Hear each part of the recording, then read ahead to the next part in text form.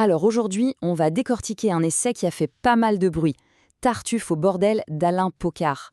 C'est un pamphlet, une charge assez violente contre ce que Pocard considère être l'hypocrisie de la société française moderne, surtout quand il s'agit de prostitution. Accrochez-vous, c'est assez provocateur.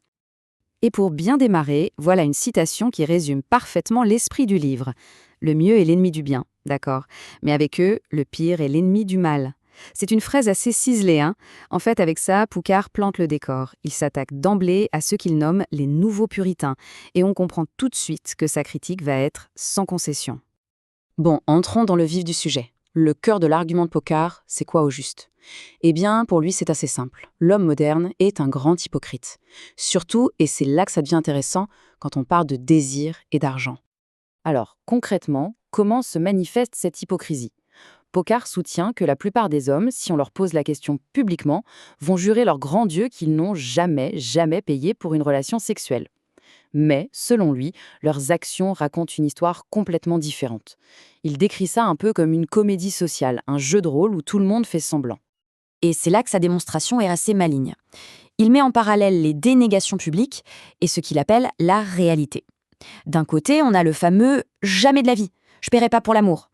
Et de l'autre, Pocard nous dit « mais attendez, vous payez constamment. Des dîners, des verres, des cadeaux, tout ça dans l'espoir plus ou moins avoué d'une intimité. » Pour lui, la différence avec une prostituée, c'est juste que la transaction est plus directe, plus honnête en quelque sorte. Et pour enfoncer le clou, il n'est pas seul à le penser. Il s'appuie sur des écrits, comme cette citation de Jacques Sellard parue dans Le Monde en 1983. « Ne jouons pas les pères à la pudeur, tout homme a été, est ou sera un jour ce client.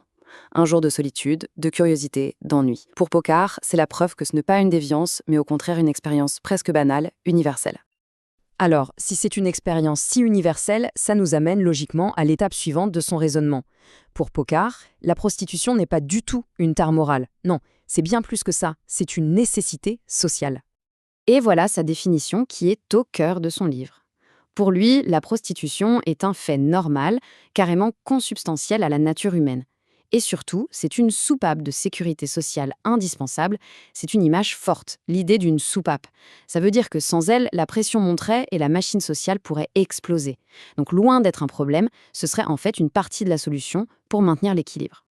Et qu'est-ce qui alimente cette demande alors? Selon Pocard, ce ne sont pas des désirs tordus ou inavouables. Non, pas du tout. C'est simplement un remède à l'ennui, à la curiosité, à la solitude, ou juste une façon de casser la routine. En gros, des besoins humains tout à fait fondamentaux auxquels la prostitution apporterait une réponse simple et directe. Ok, donc on a la thèse, mais sur quoi s'appuie-t-il pour dire ça? Eh bien, comme souvent dans ce genre d'essai, il va chercher des arguments dans l'histoire, et plus précisément dans l'histoire de France. Pour lui, le passé nous donne une leçon très claire sur le sujet. Regardons un peu cette frise chronologique. C'est fascinant. On part de 1254 avec le très pieux roi Saint-Louis qui interdit les maisons closes. On pourrait croire que c'est la fin de l'histoire, mais pas du tout. Dès l'année suivante, hop, marche arrière. Sur les conseils de ses propres conseillers religieux, il comprend qu'on ne peut pas l'éradiquer, donc il vaut mieux réglementer. Un pragmatisme qu'on retrouve des siècles plus tard dans le Code Napoléon. Et puis arrive 1946, la loi Marthe-Richard. Pour Pocard, c'est une rupture, un abandon de cette sagesse historique française. Et cette fermeture des maisons closes en 1946, pour lui, c'est une catastrophe. Il ne voit pas ça du tout comme un progrès social, au contraire, il y voit une victoire du puritanisme. Et les conséquences, selon lui, elles sont désastreuses. Ça a simplement rendu le travail de la police et des services de santé beaucoup plus compliqué. L'industrie ne disparaît pas, elle se disperse, devient clandestine, et donc plus difficile à contrôler. Alors, la question qu'on se pose, c'est d'où vient ce changement radical de 1946? Qui sont les responsables? Eh bien, Pocard a une idée très précise sur la question. Il désigne un coupable, un grand méchant dans son histoire, une force culturelle qu'il trouve profondément moralisatrice. Il parle d'un vent glacé qui vient du Nord, c'est son expression. Pour lui, c'est une sorte de puritanisme d'inspiration anglo-saxonne et scandinave qui s'impose peu à peu à la France. Une morale qu'il juge stérile, anti-plaisir, et dont le but ultime serait de contrôler, d'aseptiser à nature humaine. Une vision du monde qui, selon lui, est aux antipodes de la tradition latine. Ce tableau résume parfaitement ce choc des cultures. D'un côté, on a ce qu'il appelle la vision latine, son idéal. On célèbre la liberté, on reconnaît que l'être humain n'est pas parfait, et donc on régule le vice pour mieux le maîtriser. De l'autre, la vision puritaine, son ennemi juré. On dicte la morale par l'interdiction et on finit par pousser le vice dans la clandestinité et l'hypocrisie. C'est vraiment deux mondes qui s'affrontent. Et pour montrer que ce n'est pas juste une vue de l'esprit, il va chercher des exemples très concrets. Il cite avec une ironie assez mordante des extraits de débats parlementaires, comme celui-ci de 2011. Pour Pocard, ce genre de phrase, c'est la preuve ultime que ce nouveau puritanisme a gagné la bataille culturelle et qu'il est maintenant aux commandes pour écrire les lois en France.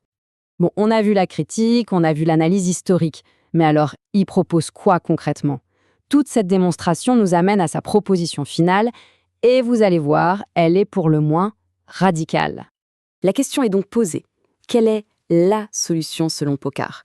Parce qu'il ne fait pas que dénoncer, il a un vrai plan. Un plan très détaillé et, on va pas se mentir, extrêmement controversé.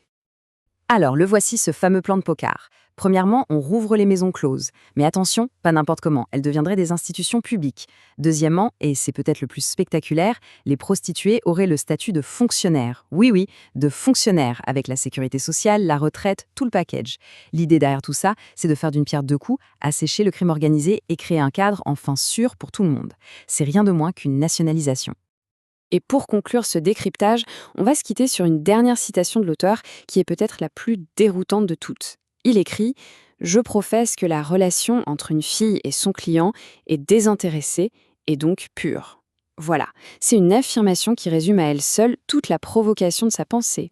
Une pensée complètement à contre-courant qui nous force, qu'on soit d'accord ou non, à nous interroger sur ce qu'on met derrière les mots de pureté, de plaisir et d'argent.